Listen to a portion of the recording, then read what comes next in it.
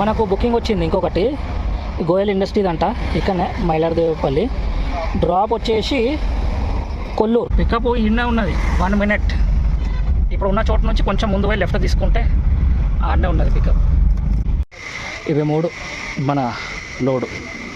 చాలా పదన్నటువంటి 38 kilometers వచ్చింది మనకి డ్రాప్ పాయింట్. రైల్వే క్రాసింగ్ దాటి ఇప్పుడే వచ్చినాము. 1.5 kilometer. వెల్లిమాల విలేజ్ అంట ఇది. అంతా లేబర్ క్యాంప్ ఉన్నది, అందులో బొమ్మంటుంది. కరెక్ట్ 2 నిమిషాలు చూపెడుతుంది కానీ ఆడికి దారి లేదు. ఫోన్ చేసినా నేనే వస్తానని చెప్పిండు. ఆల్రెడీ 10-15 నిమిషాలు అవుతున్నది.